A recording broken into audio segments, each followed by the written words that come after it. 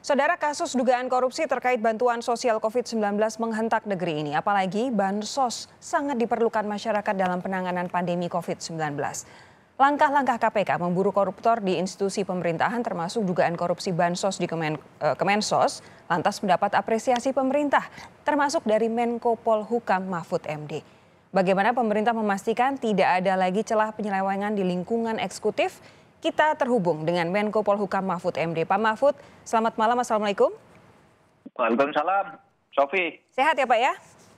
Ya, sehat. Alhamdulillah. Pak Mahfud, begini, sejak awal Presiden Jokowi sudah mengingatkan supaya semua menterinya berhati-hati dengan uang rakyat. Jangan dikorupsi. Ini tadi Pak Igi juga diulang lagi oleh Pak Presiden. Tapi ternyata sudah 2 menteri terlibat korupsi ditangkap KPK selama 10 hari terakhir. Apa ini pemerintah kecolongan atau sejak awal memang salah pilih orang? Enggak juga kalau kecolongan ya. Soal salah pilih orang itu kan terserah penilaian publik masing-masing. Karena seleksi di dalam jabatan menteri itu sepenuhnya ada di presiden dan kemudian presiden berkoalisi dengan partai-partai. Tentu di situ ada negosiasi. Itu biasa saja di politik dimanapun.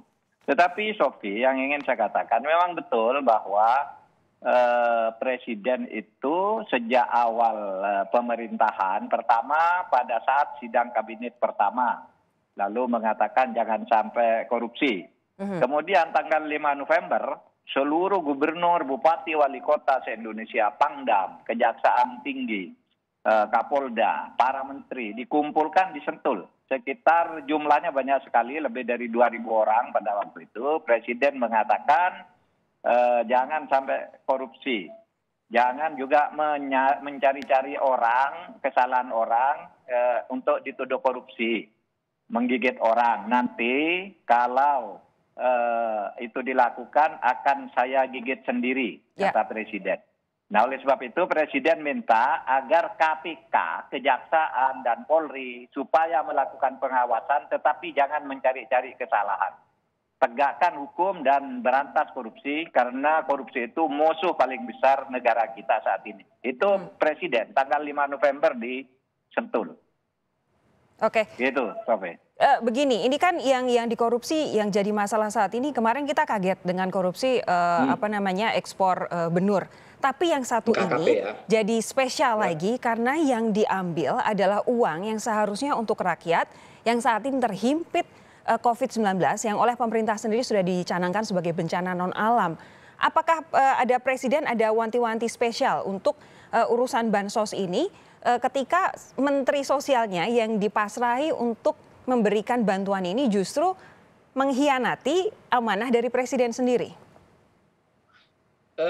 Secara khusus karena ini akhir pekan ya, belum ada pesan khusus atau komentar langsung kepada saya atau kepada para menteri karena Presiden langsung berkomentar atau memberi statement di akhir pekan ini dari istana tadi. Ya. Tetapi seingat saya pada bulan Maret itu Presiden mengumpulkan para menteri ketika ada rencana mengeluarkan Perpu untuk pendanaan COVID yang besar ini. Nah, Presiden pada waktu itu mengundang Ketua KPK Pak Firly Bahuri, tolong Ketua KPK rambu-rambu disampaikan pengawasan agar tidak terjadi korupsi di dalam penggunaan COVID ini. Karena korupsi terhadap dana COVID ini adalah satu kejahatan yang luar biasa. Betul. Seperti korupsi itu sendiri karena apalagi dalam keadaan bencana seperti ini.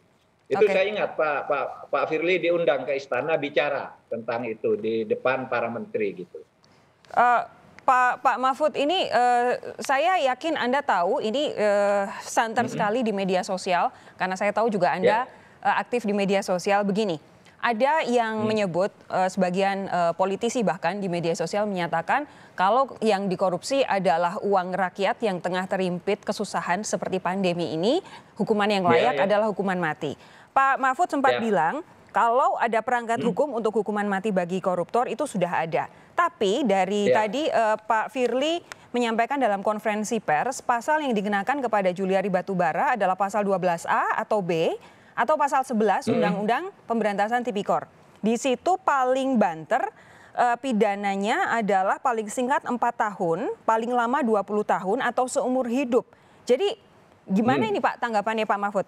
Kan kalau hukuman mati kan adanya di pasal 2 ayat 1 Undang-Undang Tipikor ya? Iya.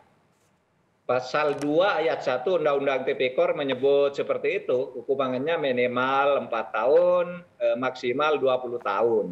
Itu kalau korupsi biasa. Apa korupsi biasa? Itu memperkaya diri sendiri atau korporasi atau orang lain dengan cara melawan hukum dan merugikan keuangan negara, itu biasa.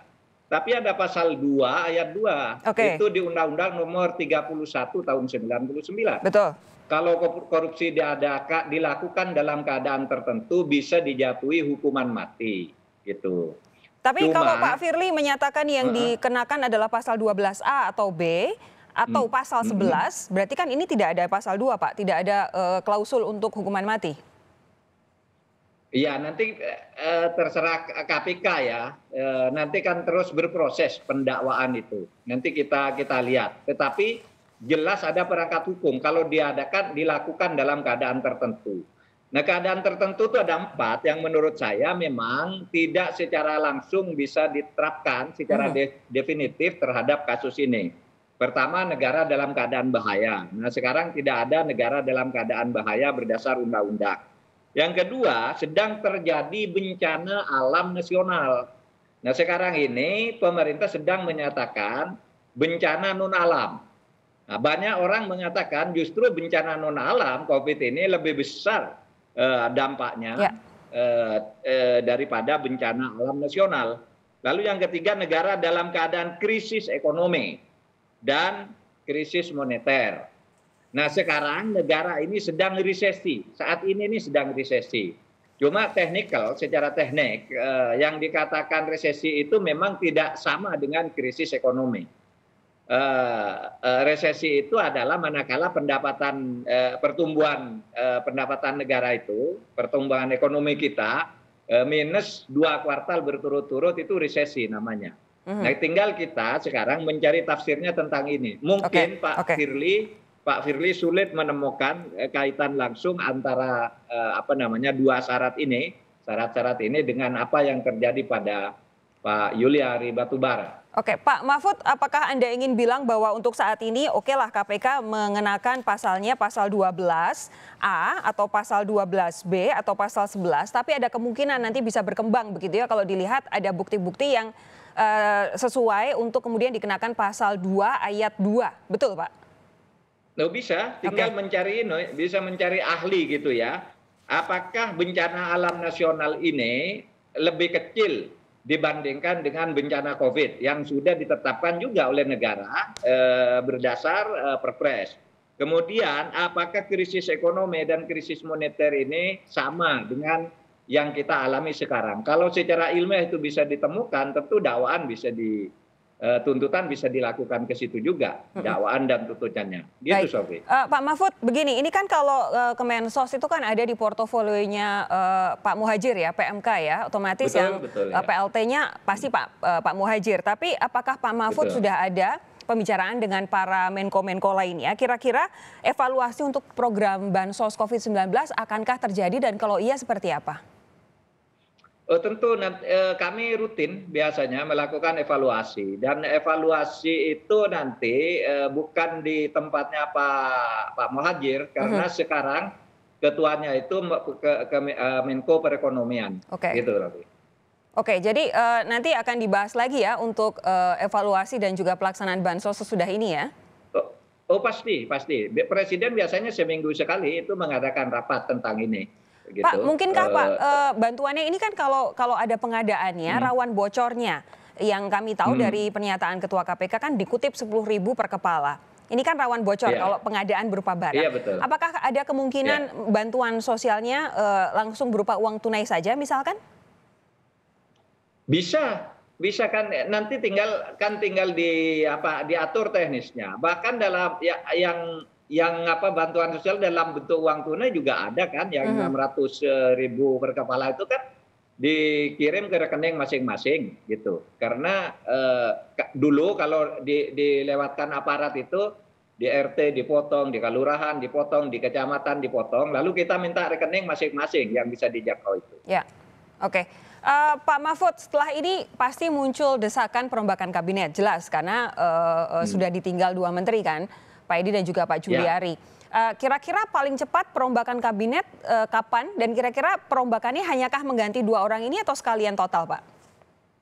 Oh, kalau itu sepenuhnya haknya presiden, hak prerogatif presiden. Saya tidak tahu, tapi sudah pasti akan diisi, akan ada pengisian yang definitif. Cuma yang ingin saya katakan, Sofi, ini yang penting. Ya, silakan. Saya ingin ada semacam civil society seperti ICW itu meneliti kinerja KPK tahun pertama 2015-2016 itu apakah lebih bagus hasilnya dari kinerja KPK yang sekarang tahun 2019 sampai 2020 Relevansinya, Pak? yang setahun saja. Kenapa? Relevansinya? Relevansinya begini, dulu dikatakan undang-undang KPK yang sekarang ini akan melemahkan kinerja KPK. Ini kalau dilihat sekarang prestasi yang dilakukan banyak sekali. 2 menteri ditangkap, DPRD tetap dicokok semua, OTT bupati-bupati dicokok, buronan Nur Hadi ditangkap gitu. Nah, sementara dulu seingat saya yang pertama yang dianggap bagus itu yang Pak Agus Raharjo kan tahun pertama masih berdebat apakah mau melakukan penindakan atau pencegahan karena saya terlibat dalam diskusi itu. Pada waktu tahun pertama belum banyak juga. Nah, ini yang tahun pertama ternyata udah cukup banyak nih KPK.